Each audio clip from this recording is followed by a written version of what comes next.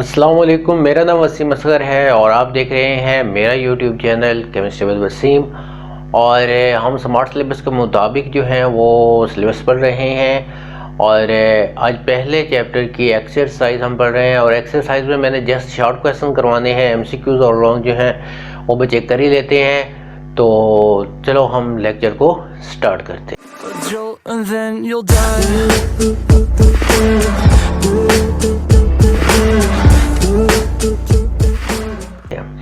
तो आप short question में देख सकते हैं कि दूसरा शॉर्ट क्वेश्चन, ठीक है, और इसके बाद तीसरा शॉर्ट क्वेश्चन है 5 से 9 तक है और क्वेश्चन नंबर 11, ठीक है। तो ये शॉर्ट क्वेश्चन मैंने करवाने हैं अकॉर्डिंग टू स्मार्ट सिलेबस। तो सबसे पहले हम क्वेश्चन नंबर 2 पे चलते हैं। क्वेश्चन नंबर 2 है कि केमिकल इक्विलिब्रियम की हालत बयान करें, ठीक है। तो केमिकल इक्विलिब्रियम की हालत क्या है कि जब फॉरवर्ड और रिवर्स रिएक्शन का रेट बराबर हो जाता है, ठीक है, फॉरवर्ड और रिवर्स रिएक्शन का रेट बराबर हो जाता है, जबकि रिएक्शन करने वाले मिक्सचर के अज्जा की मिकदार कांस्टेंट रहती है, तो ये केमिकल इक्विलिब्रियम की हालत है। मीन के एक रिएक्शन हो रहा है हाइड्रोजन का और आयोडीन का, और इस रिएक्शन में हम क्या देखते हैं कि जैसे कि 2HI है, ठीक है। तो इसमें आप देख सकते हैं कि मतलब कि फॉरवर्ड रिएक्शन जो होता है वो यूं, ठीक है, ये हो रहा है फॉरवर्ड रिएक्शन, ठीक है, फॉरवर्ड रिएक्शन, और यूं हो रहा है रिवर्स रिएक्शन।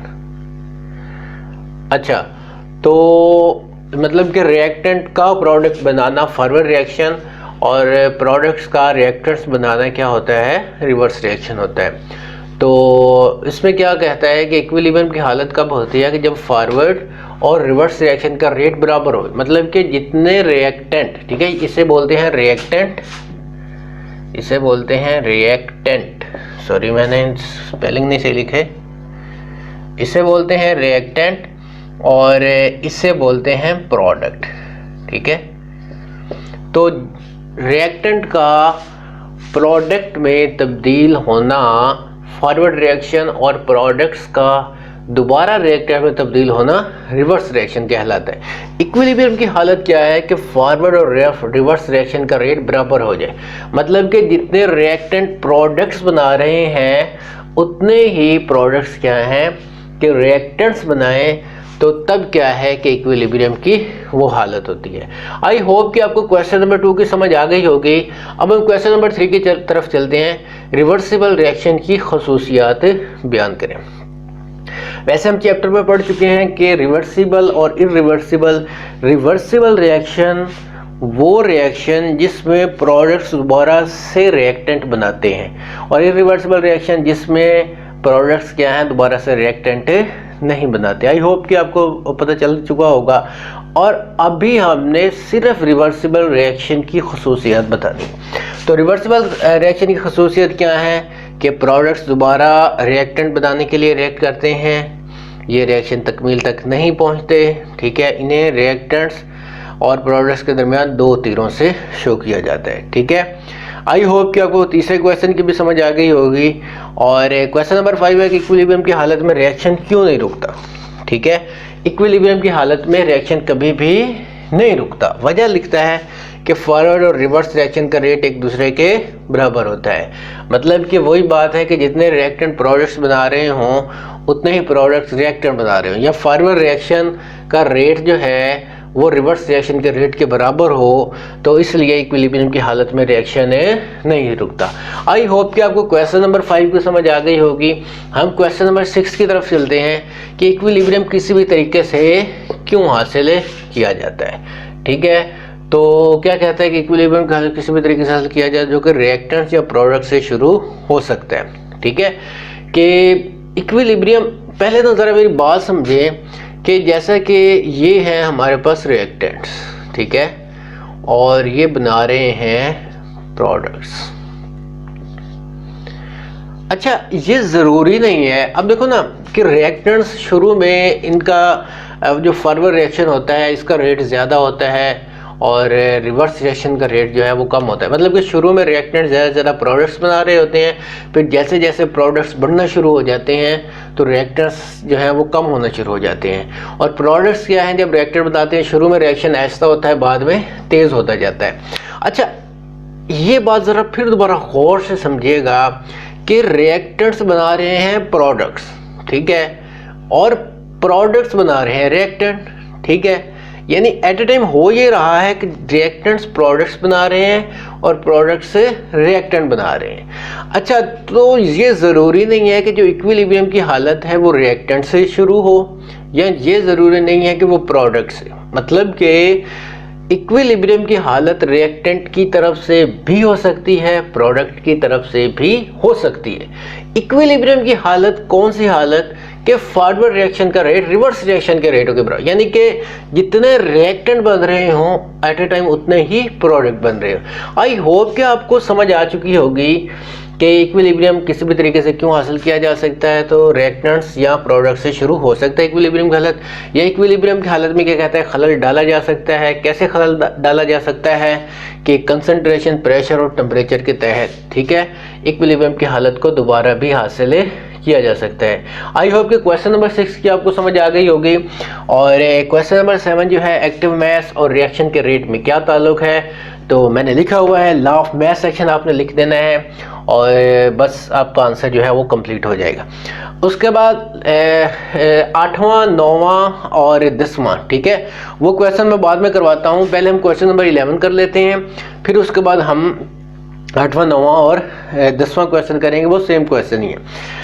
अच्छा, आपको कैसे पता चलेगा कि रिएक्शन ने इक्विलिब्रियम हासिल कर लिया है, ठीक है, तो इसने लिखा है कि अगर QC KC के बराबर हो, ठीक है, तो फॉरवर्ड और रिवर्स रिएक्शन बराबर रेट्स पर वाक़या हो रहे होते हैं और रिएक्शन इक्विलिब्रियम की हालत पर पहुंच चुका होता है। यानी ये जो है इक्विलिब्रियम कांस्टेंट है ना, ठीक है, इसे बोलते हैं इक्विलिब्रियम कांस्टेंट। अगर QC क्या है कि ये किसी भी वक्त हम रिएक्शन का रेट मालूम कर सकते हैं, ठीक है। इक्विलिब्रियम की हालत पहुंचने से पहले क्या है कि किसी भी वक्त हम इसका जो रिएक्शन का रेट है वो मालूम कर सकते हैं, वो QC कहलाता है।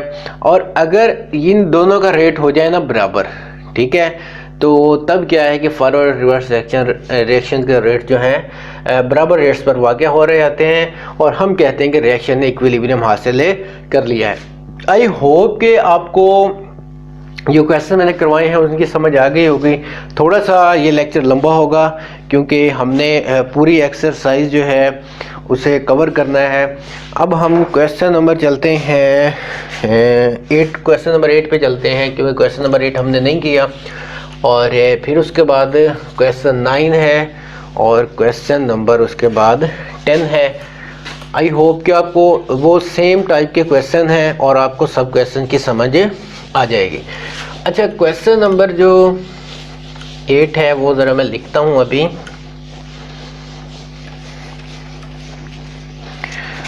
क्वेश्चन नंबर 8 कहता है कि नाइट्रोजन और हाइड्रोजन से अमोनिया बनने के लिए इक्विलिब्रियम कांस्टेंट की एक्सप्रेशन लिखें, ठीक है। नाइट्रोजन और मैं जल्दी में लिख रहा हूँ, नाइट्रोजन और अमोनिया, ठीक है। क्या कहता है कि नाइट्रोजन और हाइड्रोजन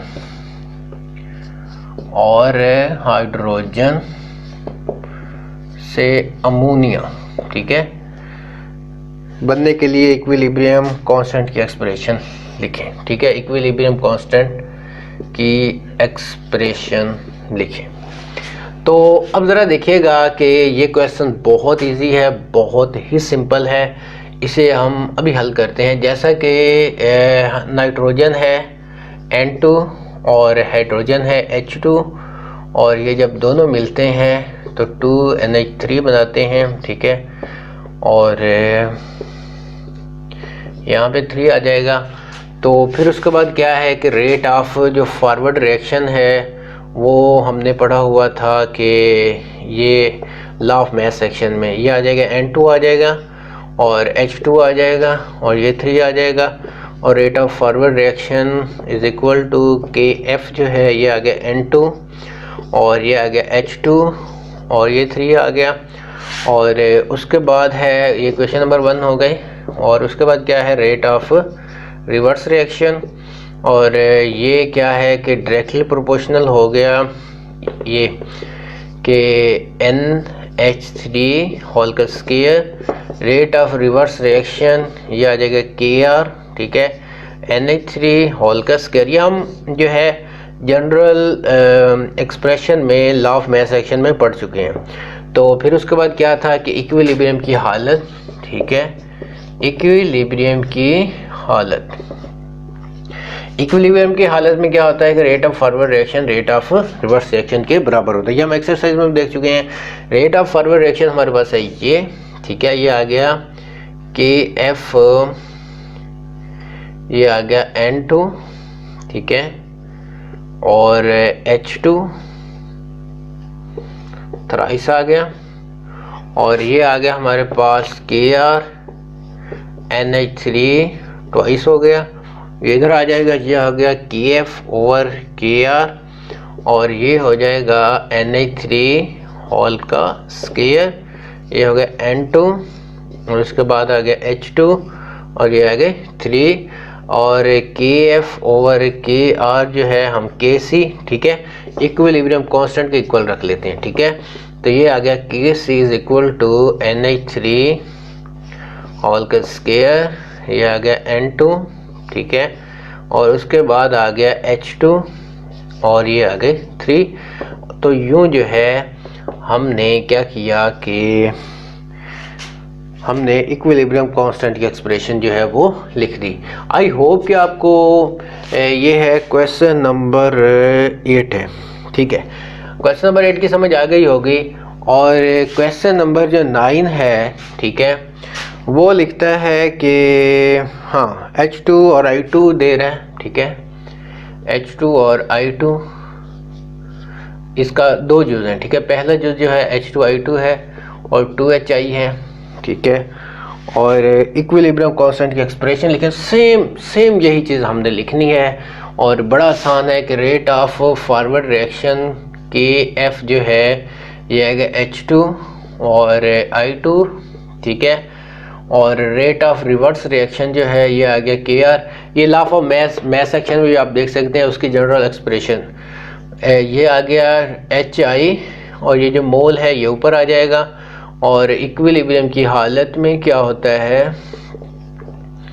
कि RF is equal to RR आ गया और RF हमारे पास है KF H2 और I2, ये आ गया KR और आ गया HI होल का स्क्वायर, ये इधर आ जाएगा KF ओवर KR आ गया और ये क्या हो गया HI, ठीक है। प्रोडक्ट हमेशा ऊपर आते हैं, रिएक्टेंट नीचे आते हैं। ये आ गया H2 आ गया और क्या आ गया I2।